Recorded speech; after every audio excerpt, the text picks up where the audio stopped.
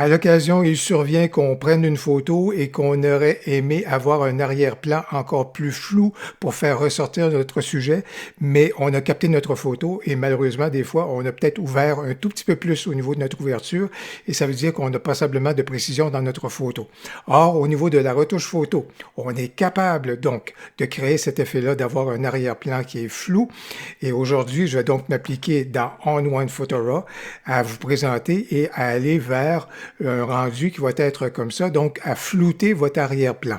Mais surtout, je veux partager avec vous des points de repère qui pourront vous être utiles lorsque vous aurez appliqué cette technique-là dans votre retouche photo, et c'est ce qu'on examine aujourd'hui. Si c'est votre première visite sur cette chaîne, bonjour, mon nom est Louis Lavoie, je suis l'auteur du blog et de la chaîne fairedelabelephoto.com. C'est une chaîne qui s'applique à partager avec vous des trucs, des conseils, des astuces de même que des découvertes afin que vous puissiez progresser dans le domaine de la photo. Si vous aimez des vidéos comme celle-ci, n'hésitez donc pas à cliquer sur j'aime, n'hésitez surtout pas à vous abonner. Je vois que vous intéressez à la retouche photo avec On-One Photo Raw, ben ça tombe bien, j'ai justement plusieurs vidéos sur le sujet. La technique de flouter l'arrière-plan, c'est une belle technique à avoir parce que, comme je le disais, il y a des sujets qui vont s'y prêter très bien.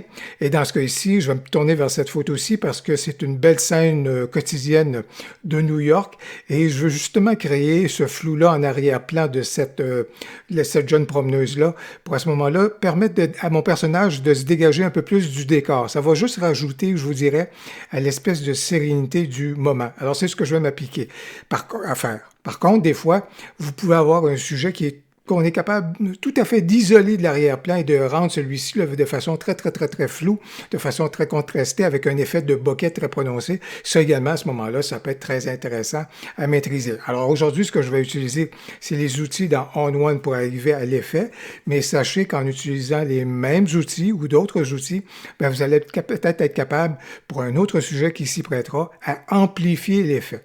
Alors, ce qu'on va faire dans On-One Photo Raw, on va profiter d'un filtre qui est justement dont la mission est justement de créer le flou. Et il y a différents types de flou qu'on est capable de créer. Alors, je suis allé chercher le filtre qui s'appelle brouillé. Et comme vous pouvez voir, manifestement, c'est sa vocation première parce que dès qu'on y arrive, vous voyez l'effet tout de suite qui est déjà là. Donc, je vais ici cliquer sur brouillé de façon normale. Et dans ce mode-ci, vous voyez que le type de flou qui est créé, c'est un flou qui est gaussien qu'on appelle à ce moment-là, avec justement la caractéristique de ce flou-là qui vient affecter bien sûr tous les pixels à l'intérieur de notre photo. Il y a d'autres types de flous qui sont possibles. Donc un flou de mouvement.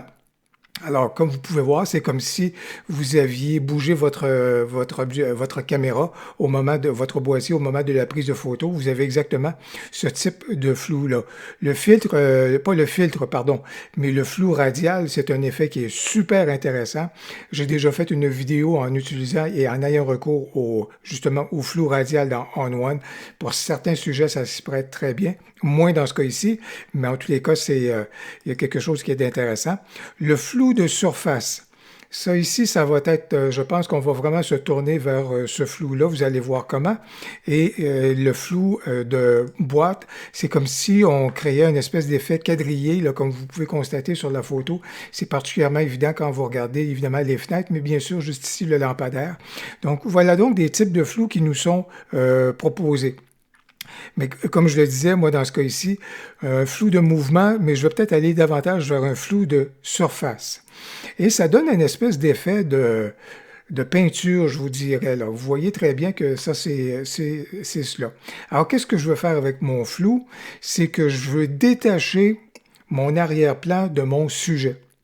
Alors, c'est pour ça que le choix du flou et les manipulations que je vais faire, c'est que je vais regarder beaucoup le lampadaire, je vais regarder les bancs qui sont en arrière pour justement regarder qu'est-ce qu'on est capable de faire avec cet élément-là. Alors, je vous dirais que dans ce cas ici, je vais peut-être commencer avec ces éléments-là. Donc, le montant, je vais le mettre à peu près à 15, sachant que tout à l'heure, je pourrais revenir et faire des ajustements par rapport à cela. Et ici, au niveau du seuil, également, ça, c'est quelque chose, je pense que je vais le laisser à ce moment-ci comme cela. Mais bien entendu, l'effet s'est appliqué sur toute la scène, y compris le personnage. Alors, définitivement que dans ce cas ici, ce que je vais faire, c'est me servir donc du masque. Et ce que je veux faire, c'est, bien sûr, je veux aller avoir recours au masque pour,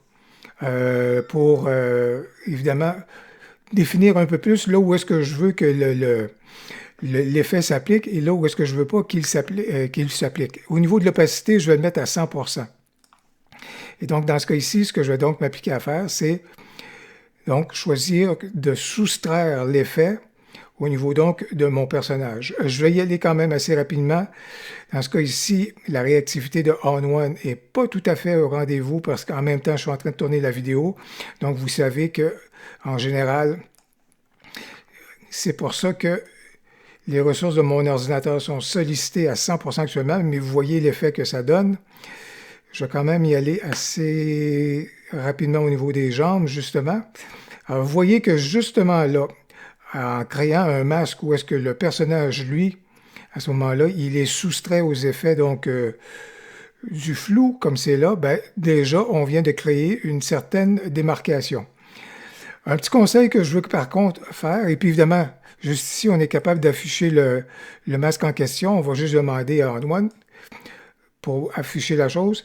Et là, je vous dirais que juste d'abord, je vois que j'ai manqué des passages qui sont assez importants, donc je vais profiter de cette fonctionnalité-là justement pour compléter mon masque. C'est intéressant de faire un masque de cette façon-là, à la négative, là, comme c'est là. Mais là, ici, je peux le refermer. Et donc, ça revient donc. Et là, vous voyez comment mon personnage, donc, est départagé avec le flou d'arrière-plan. Toutefois, il y a quelque chose qui ne fonctionne pas. Et c'est pour ça qu'on va continuer notre retouche. Et je porte à votre attention le fait que si on avait un simple personnage et un arrière-plan qui est très au loin, à ce moment-là, et que le personnage n'est pas nécessairement intégré dans l'arrière-plan, ben pas de souci, ce que je viens de faire comme c'est là, ça fait le boulot et vous pouvez passer à autre chose. Mais ce qui ne fonctionne pas dans ce cas-ci, c'est que le personnage est à l'intérieur d'une scène, est à l'intérieur de l'arrière-plan. Il se déplace dans cet arrière-plan-là. Ce qui veut donc dire que si mon personnage il est précis, ben, il faut que je m'applique que les éléments qui sont au même niveau que mon personnage soient également précis. Parce que sinon, ça vend la mèche complètement et ça ne tient pas beaucoup la route. Par contre, ce que je vais donc faire, regardez bien, je vais augmenter la superficie donc de mon pinceau.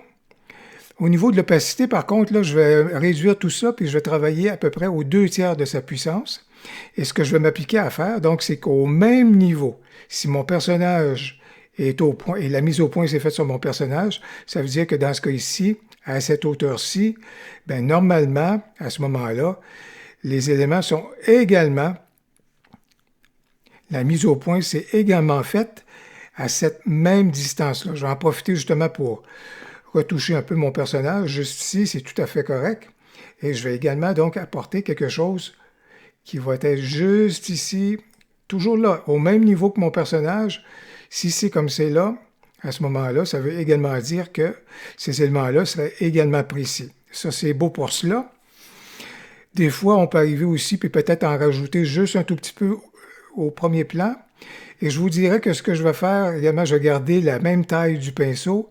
Je vais diminuer mon opacité à 30% à ce moment-là. J'ai commencé, mon personnage était à 100%.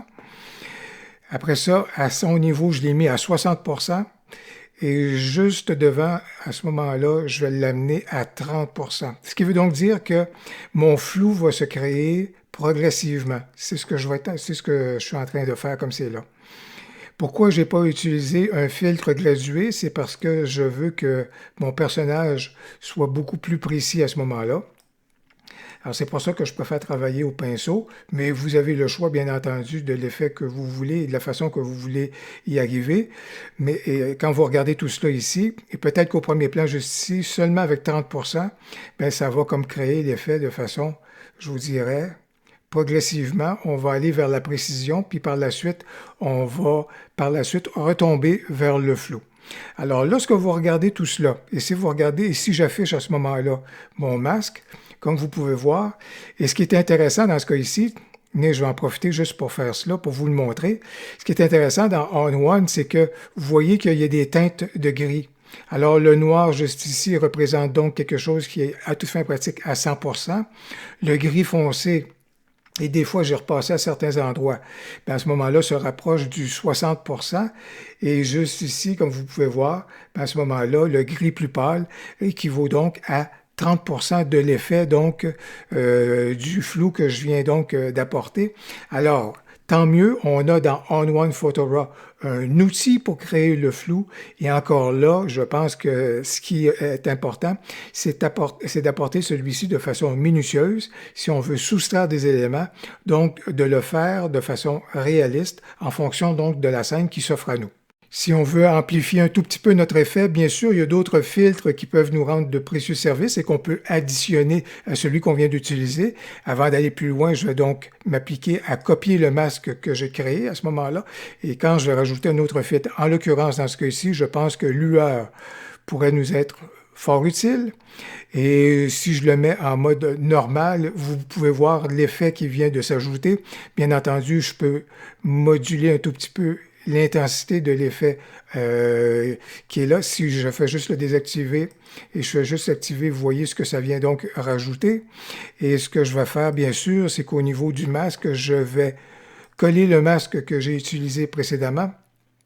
Donc, au niveau donc de ma scène, et je vais donc l'appliquer à cet élément-là, ce qui veut donc dire que si je vous montre un tout petit peu le chemin parcouru, voici donc la photo lorsqu'on est parti. Et avec l'aide de nos deux filtres qu'on vient d'appliquer, ben voilà donc l'effet qui a été produit pour flouter donc l'arrière-plan. Je pense que c'est quelque chose qui est intéressant de connaître. Et comme je vous le disais, selon les sujets à ce moment-là, ça pourrait donc être amplifié selon la scène, le personnage, l'arrière-plan que vous avez et selon votre intention. J'espère que la vidéo vous aura été utile, surtout en vous donnant certains points de repère pour que vous minimisiez des fois les effets au niveau du flou pour que ce soit réaliste autour de votre personnage lorsque c'est approprié. J'espère que vous avez donc aimé la vidéo. Si c'est le cas, n'hésitez donc pas à cliquer sur j'aime et surtout, n'hésitez pas à commenter. J'ai bien hâte de vous lire. Au plaisir, à la prochaine.